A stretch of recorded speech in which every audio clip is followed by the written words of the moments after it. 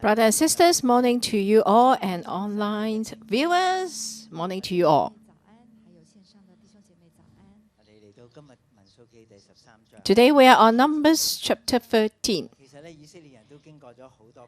So it has been a lot of twists and turns for the Israelites. But it's such a wonderful thing that they were able to leave Egypt.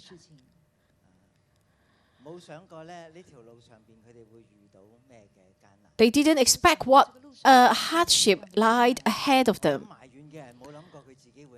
You know, those who were grumbling, who were complaining, didn't think that they would complain, and they wouldn't think that they would crave for food. No, they didn't think that they so underperform.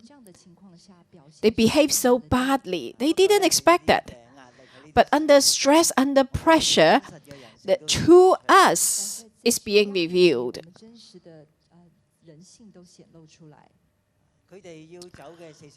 The 42 places they were going through were beyond their expectation, because it took them 40 years to wander around in the wilderness. It could have been just a straight way for them. From Egypt all the way through the southland, Negev, then they were able to go into the land of Canaan.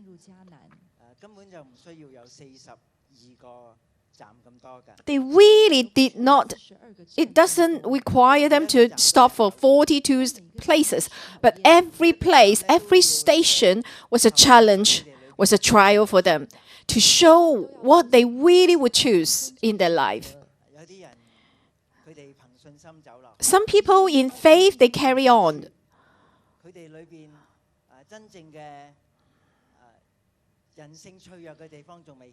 The fragile humility in them was not revealed. But some people fell in the beginning.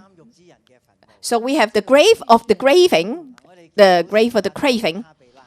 And then when Tabara, when the fire of God just burned out, we never thought that we irritate God in so quickly we irritate God and infuriate Him. And every time, many people could not carry on. They perished. But actually, many people also carry on. We continue to follow. Today,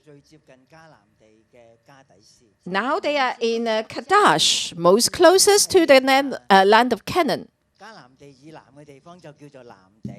The south of the land of Canaan is called Negev.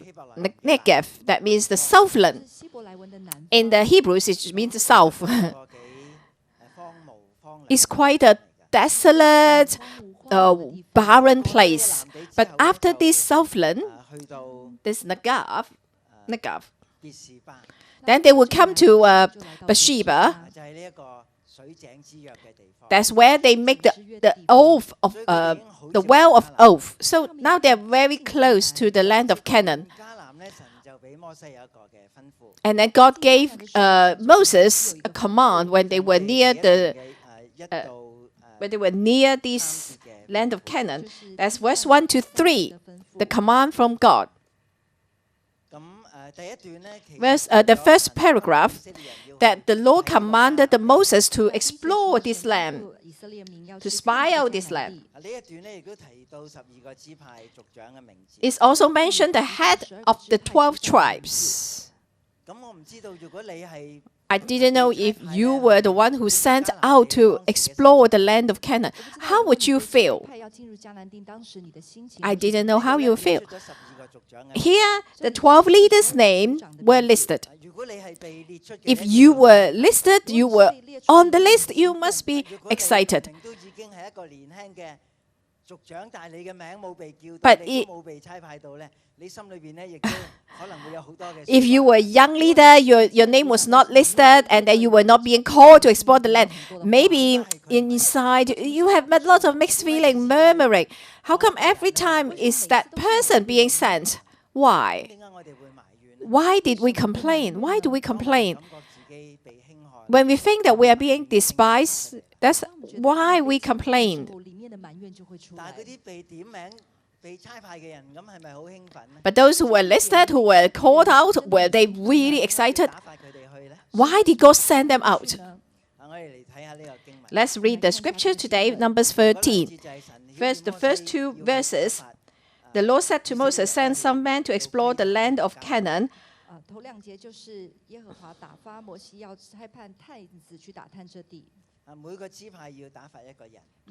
Every tribe will send one person as a leader.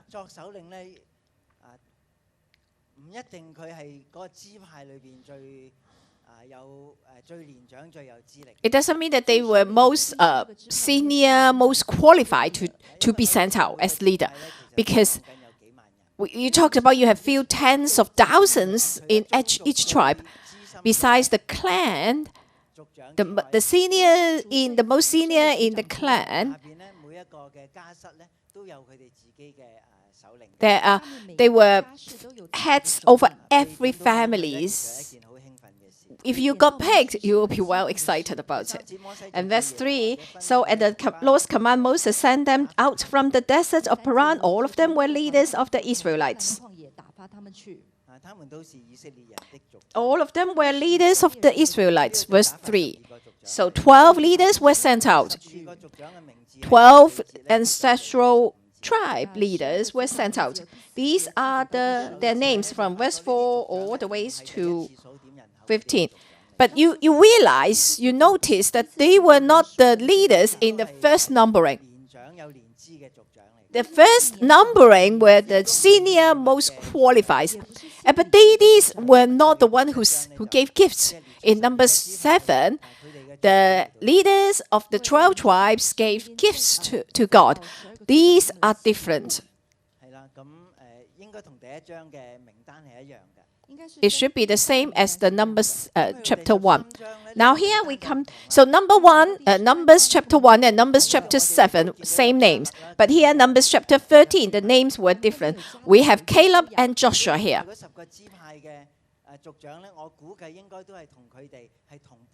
So I think the leaders picked from the other 10 tribes were the same generation as Caleb and Joshua. So they were the young leaders. And they were the most excellent among the young leaders. Among the 12 tribes, they were most well known among the 12 tribes. What a joyful, exciting thing that they were being sent out. So I was talking to my wife, why did God send the young leaders to explore the land of Canaan?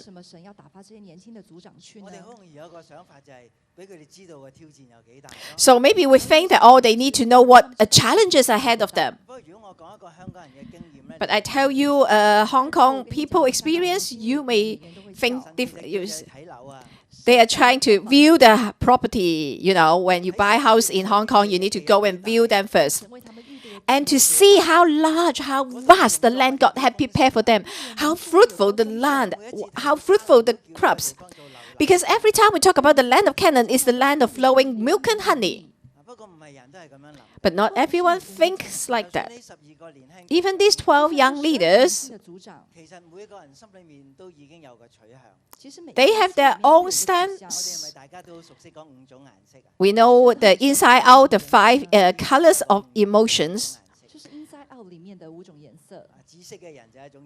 The purple people tend to be very fearful. Even before they stepped in the land of Canaan, they were full of fear.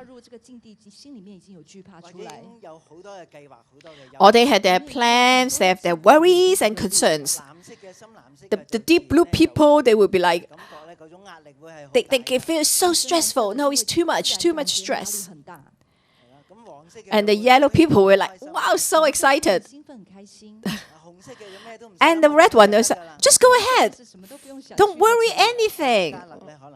I think Caleb could be someone red, so he just marched on. And for the green was like, no, we need to have the plan A, B, C, and very secure. Everyone, you have our own orientation. So these 12 people were sent out. Do you know your orientation? You are representing your tribe. You are entering into land of Canaan. Your name is recorded because you are sent. You know, you are sent, and many people are not sent. People will be murmuring. And many people will think, why not me? Why not me? Does it mean that it's most successful thing that we are able to be sent out to explore the land of Canaan? To many people, you are admitted to a university, you will be well excited, most successful thing of all. You never thought about the ecosystem of the university, how it will challenge me as a person, how it's going to shape me and mold me. We never thought about these things. A lot of people, before going into university, they love the Lord very much. But during the college life, because of a lot of atheism, they were strongly influenced by the atheism. And some people were dating, they focus on dating. And some people, they just buried their head in study. They didn't know where their God was. We thought that we are being picked, we are being chosen. That's the most successful, most happy. But there are lots of challenges ahead of us. And in verse 16, it emphasizes, these are the names of the men Moses sent to explore the land. Verse 16, Numbers chapter 13. Responding to verse 4, these are their names. You are listed. You think that you are somebody. They never knew the outcome of this trial. They never knew the outcome and the ending. And then in the last part of verse 16, Moses gave Hosea, son of Nun, the name Joshua.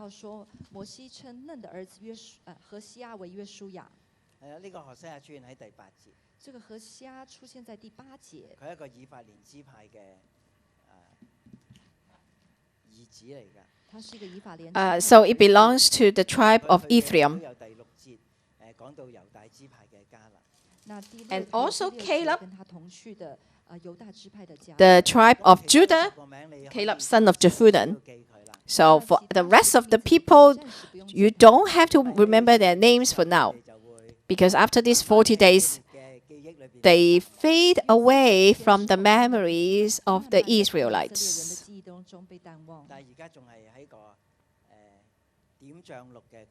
But now they're still being numbered and chosen.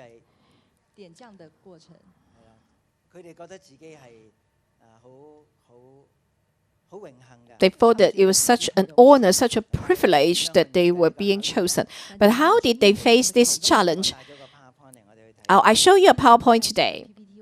I got one for you. Okay, the title for today is What Did You See? Numbers chapter 13. Verse 1 to 16 is the first paragraph that 12 leaders were sent as the spies. That's per paragraph. And verse 17 to 20, the instruction how they should explore the land of Canaan from Moses to them. How should they explore? And then third paragraph, that's 22 to 25, the action they took in the land of Canaan. Now they were not having a tour in land of Canaan. They need to take special note on some things. They need to bring back some fruit as instructed. It could be a souvenir, as you would take it. There's something that really excites us. It's a land of Canaan. It's the crop from the land of flowing milk and honey. And the fourth paragraph, 26 to 33, how did they give report? How did they suggest? What suggestion, what report they gave?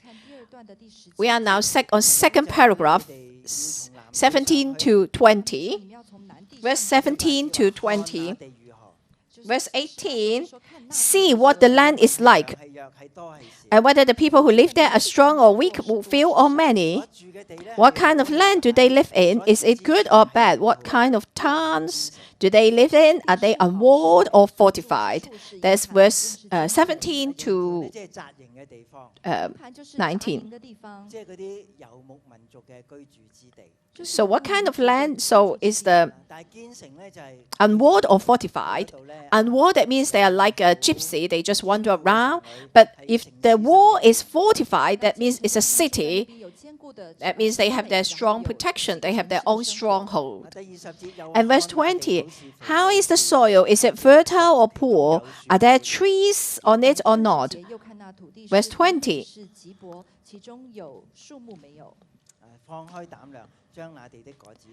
Do your best to bring back some of the fruit of the land. It was the season of the first ripe grapes. Verse 18 and 20, the main verb is see. Verse 18 and 20. So Moses wants them to see for themselves. See the people there. See their lifestyles. And see the land. Are there trees on it or not? Here. And do your best to bring back some of the fruits of the land. So I remember in the Noah's Ark, when the pigeon got the olives back to the ark to Noah, and then Noah realized that God will bless the land again. An olive tree blossom, able to bear fruit. These are some representatives.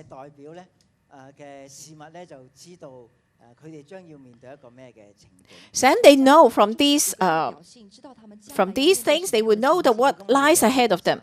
Now the third paragraph. After the action over the 40 days, we go back to the PowerPoint. The third paragraph. Now it's a map from the Negev. So they're going all the way to 250 miles. That's what it says, Rehob. They explored the land. Verse 21. So they went up and explored the land from the desert of Sin as far as Rehob towards Lebo Hamath. 250 miles in journey. It took them 40 days back and forth return journey. They basically walked through the whole land of Canaan once. How did they go there? These 12 tribes, 12 spies. So it was quite scary, their reports. They talk about the giants living in the land. But to the Israelites, this journey, it was not the first time they took that journey, because when God brought Abraham to the promised land, Abraham took the same route.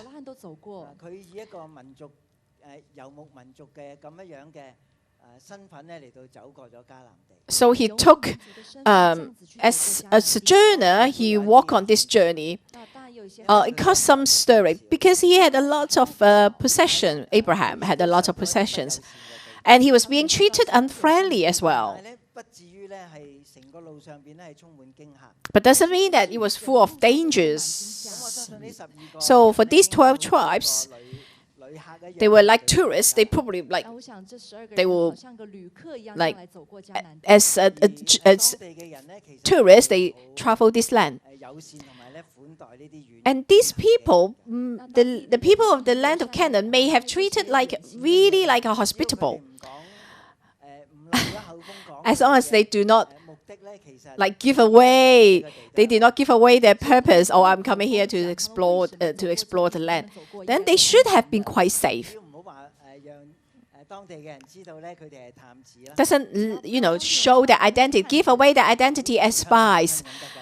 You just go back to your, hometown and visit your family. It could have been like a relaxing trip for them. And verse 22, they went up through Negev and came to Hebron.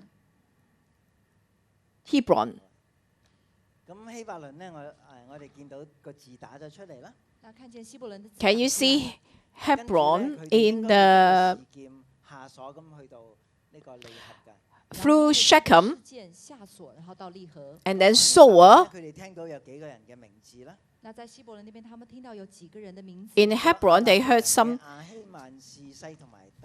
So here are some names listed when they come to Hebron.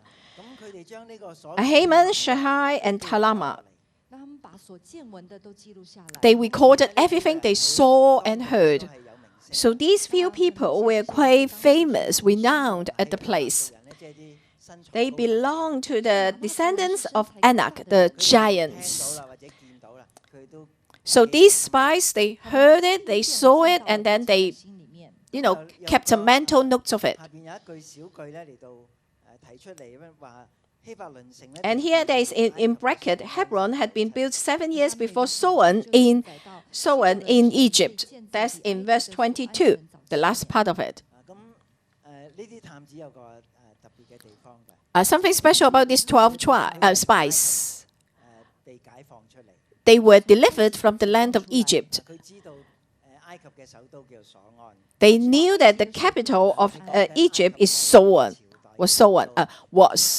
Is the capital of Egypt in one of their empire, one of their times. It's the capital of Egypt.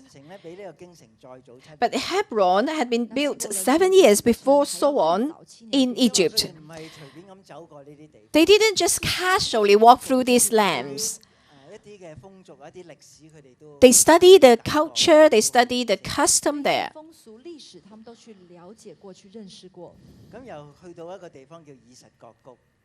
And then they now came to the place called the Valley of Eshcol. And then they cut off a branch bearing a single cluster of grapes. But it took 2 men carried it on a pole between them. It's a big cluster, you can imagine.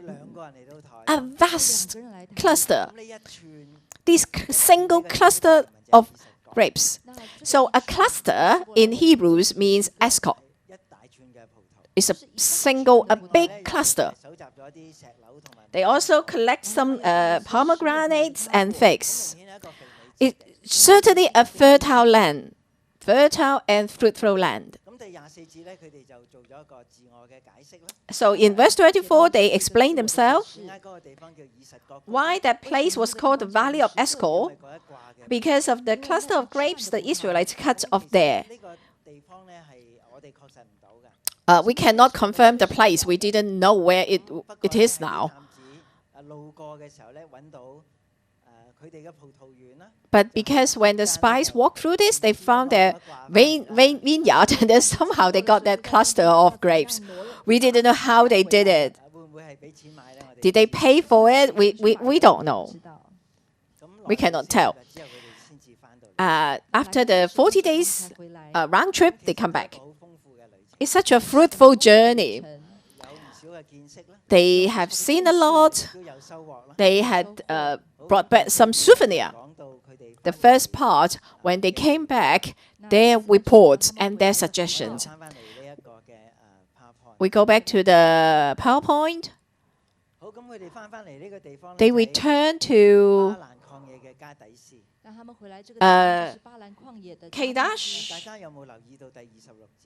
Kadesh in the deserts of Paran. Verse 26, they returned to Kadesh in the deserts of Paran. They pitched their tent in Kadesh. Verse 26. So Kadesh means the Holy Land. Maybe they stayed longest after leaving the Mount Sinai. The tent of meeting was there. The cloud of God was there. So the 12 tribes were sent from Kadesh to explore the land of Canaan. Now they return to Kadesh. So they report to Moses, Aaron, and the whole assembly. There's something repeated here. They report to them and to the whole assembly. Okay, verse 26, they came back to Moses, Aaron, and the whole Israelite community. There they reported to them and to the whole assembly and showed them the fruit of the land. Verse 26, twice it mentioned. Indeed, it's a land flowing with milk and honey. Here is the proof, the single cluster of grapes. That's the fruit from that land. And verse 26, is some corrections they make here. But the people who live there are powerful. And the cities are fortified and very large. We even saw the descendants of Anak there. Verse 28. They describe the people in the land very powerful and strong, and fortified cities. And this land flowing with milk and honey. I don't know, is this like a contrast or is it like a parallel saying? I'm not quite sure what they were trying to say. A land flowing with milk and honey is something that you really want to go. But then they lived giants, fortified cities and large cities. I remember when I was studying in America, you know, the roses in America were really great. So there is a city in Fuller. Fuller is located in Pasadena. That means a city of the rose.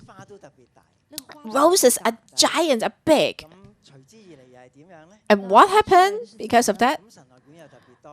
A lot of seminaries there. Besides Fuller Seminary, there are also two or three others of seminaries. But there are lots of problems with the Americans. A lot of racism. Beautiful large roses, but greater challenges as well. Do you want to go there or not after hearing these reports? Land flowing with milk and honey, a land of giants, a land of great challenges. And they continue. They saw the descendants of Anak. Verse 29, very detailed. The Amalekites lived in the Negev.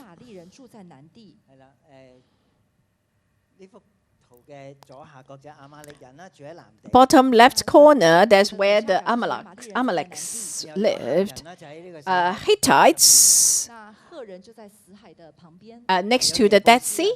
Jebusites above the Dead Sea, near Jerusalem, Jebusites lived. And also Amorites lived in the hill country.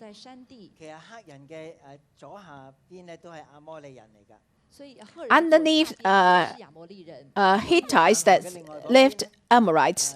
On the other side of Jordan, that's where Amorites lived.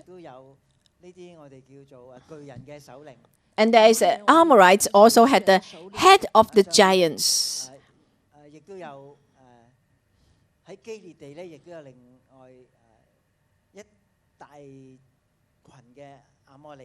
A group of Amorites lives in the land of Gilead, and that's Sihon and Og. And Canaanites live near the sea and along the Jordan. So Canaanites means the Philistines, basically. And some the tribes that are not listed, they have seen it all there. They have made a detailed report coming back. We have been to Israel many times. So after 7 days, a quick tour, or it's 10 days, we returned.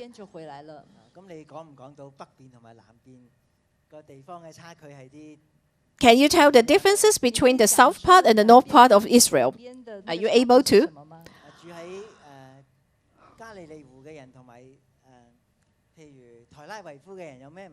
Those who live in Tel Aviv compare with those who live in the Lake of Galilee. How are they different?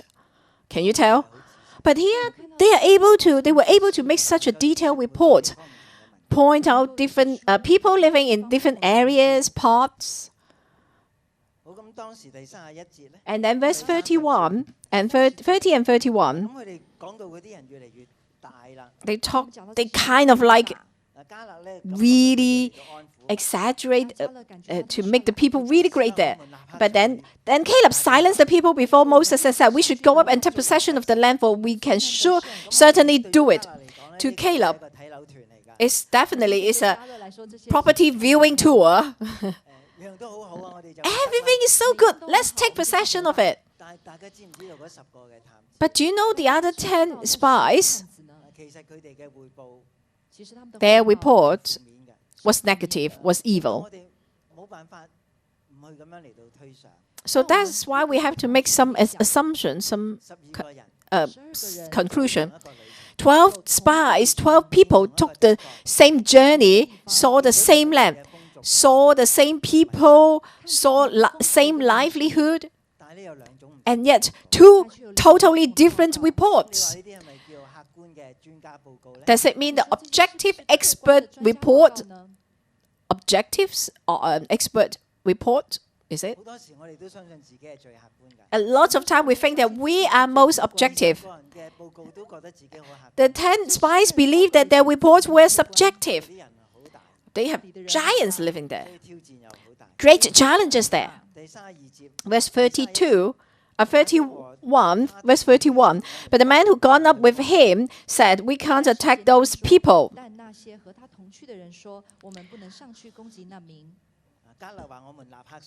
Caleb said, we go up immediately. But then the man said, we can't attack them. No. Caleb said, we can certainly do it. But here these people say they are stronger than we are.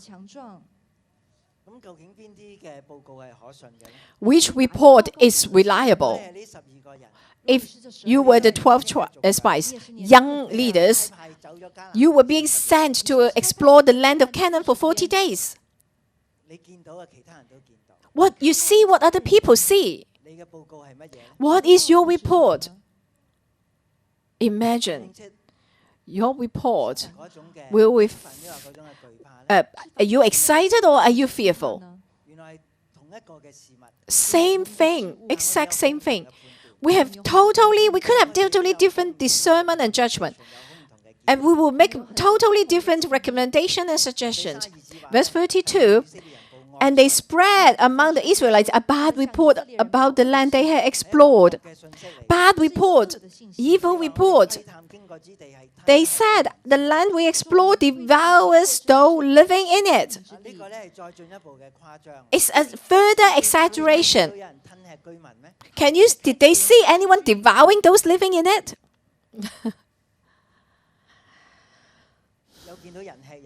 Did they see that the people devouring each other? The land all the people we saw there are of great size. That's, of course, is the fact.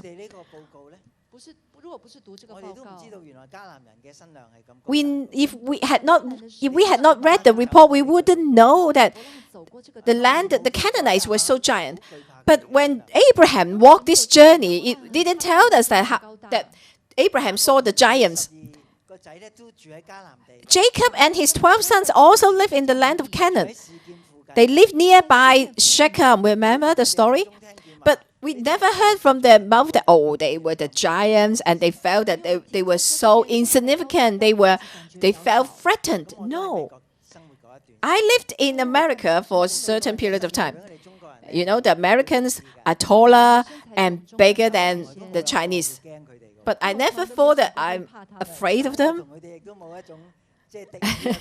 There was no hostility between me and the Americans. I knew that they were powerful. No need to fear though. Verse 33, they exaggerate even further. We saw the descendant of Anak and from the Nephilim. Nephilim means they were the giants, not 6 feet, but all the way up to 10 feet tall. They were the descendants of Anak. Verse 33. So the people giving bad reports show what's in their heart. How did they? We seem like grasshoppers in our own eyes. We look the same to them. Have we ever? I don't know if they did any interview.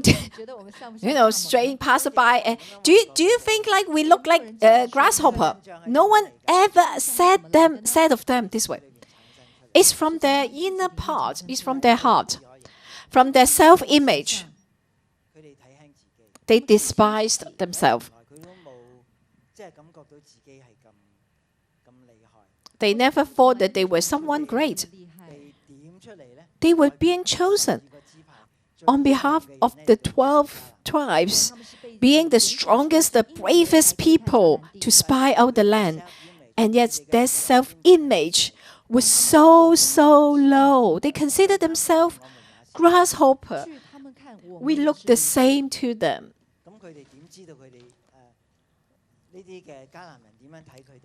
How did they know how the Canaanites view them? That's definitely from their self-image. It's not from an interview. That's not the conclusion from an interview. What did we read? From what we read today, the title is, What did you see? What do you see? You went on the same journey. You walked through the land of Canaan. You saw something, you heard something. You ate the Israelites' fruit. You saw the giants in Israel. What do you think of it? What report would you give? How would a purple person give? What kind of report would a purple person give? What report will a red person, a blue person give? Do we know the orientation in us? But we are affecting people, we are influencing people around us. Don't ever think that we make an objective report. Our suggestion is not objective. That shows our fear. That shows that we despise ourselves. And the most important of all, they didn't understand why God sent them to explore the land. Do you think God wants them to be fearful? Or God wants them to see what great and good land God had prepared for them?